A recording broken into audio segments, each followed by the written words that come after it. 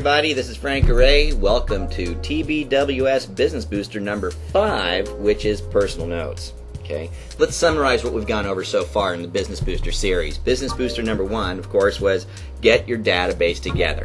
You have to have it together in some format. I prefer the Think Big, Work Small software. You may like Outlook, some may like ACT, some may want it in an Excel spreadsheet.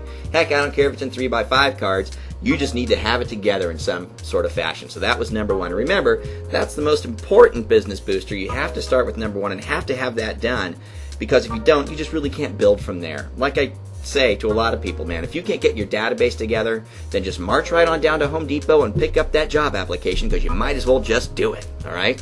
All right, so there's the first thing. The second thing we had in Business Booster number 2 was working our database, and there's a 3 or 4 step process in there, but primarily it's sending something in the mail, following up with a phone call, sending a personal note, and then reorganizing your database again before you send your next mailer out the following month. And it's just a repetitive, monthly, ongoing process. Okay. The next thing that we talked about was actually in Business Booster number 3 was actually doing the mailer, where I actually showed you some examples on how we do ours and made some suggestions that make them very effective mailers.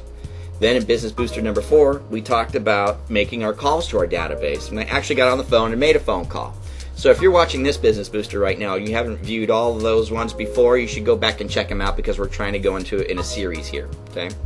Well, this is Business Booster number 5, and this is on personal notes. Personal notes are really popular with all the speakers. They all talk about it. Buffini, Duncan, Stump, Ferry, all these guys say you should send personal notes. What we mean by personal notes are little things like this, little note cards. This actually is a Buffini one. Okay, I'm a Buffini guy, so this is a Buffini note card. You can see it's just got a little message on the front. Inside, it's blank. There's nothing going on in here. And what you do with this is you make a little note to someone you've just spoken to, typically on the phone. You don't have to have just spoken to them on the phone. You can just send personal notes if you want, but it's really effective if you're talking to somebody on the phone about whatever, and then you hang up the phone, write a little personal note, and send it to them in the mail. For example, when I'm making my calls to my database, I'll make my call, update them on what's going on, hang up the phone, and then I'll right away write a personal note. I'll just put in there, hey, it was great talking to you, glad all is well, give me a call if you need anything, Frank. Put my business card in there and send it out. All right. You can send this to people if they just happen to call you and ask you about something. Take the time to send a note.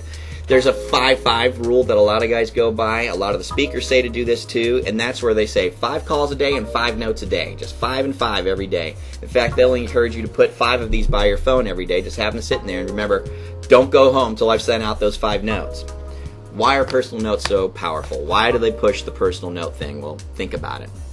If somebody gets a personal note in the mail from you with a hand-addressed little envelope, a regular old stamp on there, they're going to open it. The power behind the personal note is that it will always, 100% guaranteed, get opened. Guaranteed. So that's why they're so powerful. Okay, where can you get your personal notes? Well, you can get them anywhere. You can get them at Long's, you can get them at Staples, you know, any stationery store has them. A lot of times they'll be seasonal too. They'll be kind of Christmassy during the winter holidays, and you know, right now you get some that are kind of resembling the fall season coming upon us. So it's really neat. It's good to just have a bunch of them on hand. Okay. So that's personal notes, and it's really important for you to do them. It really, really is, and it works really well. True story, I had a client when I first started doing personal notes. I talked to her on the phone, and then I wrote my personal note saying, you know, it's great talking to you, glad all is well. And for her, I put in a little Starbucks gift card, and a little $5 gift card, because I was sending them to a few people that I felt like sending it to, and I sent it off to her. And then she sent me a personal note back and gave me a gift card to Hungry Hunter or something like that. Honest to goodness. So it was like, wow, that's crazy. But they're real powerful things. Now, besides personal notes, there are other unique things that you could be sending in the mail that kind of just set you apart and make you unique. I think it was definitely one of the sales retreats that we had with First Party Financial. We had a speaker, and I think his name was Tim Hillstead. And he was talking about how he would send these. He would send birthday cards, but he would send them absolutely not on people's birthdays. He would just randomly send them. Happy birthday! Congratulations!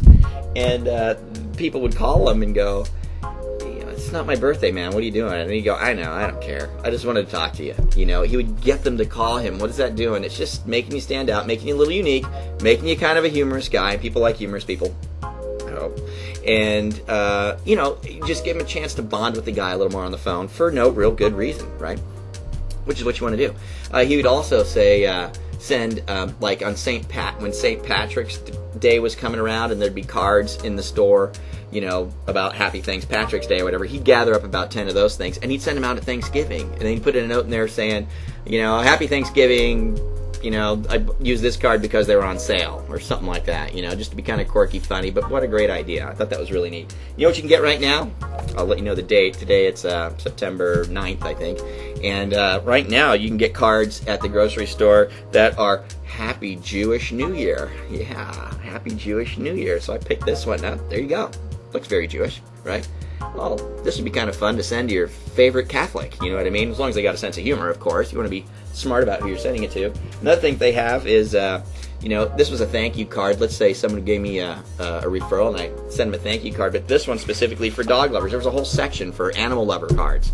You know, a whole section. There's a lot of people out there that, you know, love dogs, love animals, stuff like that. So whenever you're in the grocery store, this is what the speaker's pitch is. Whenever you're in the grocery store, swing by the card aisle. Just peruse through and see if anything stands out. Maybe buy 3 or 4 of them. They're pretty cheap, right? But, you know, for a $3 card that you could send to somebody to get kind of a, you know, a very unique response out of them and get them to give you a call on the phone and bond with them a little bit more, that's well worth a few bucks, you know. So that's personal notes. That's how you use them. Remember, 5 and 5. That's your goal if you can do it, all right? There you go. Have a great day. Talk to you later.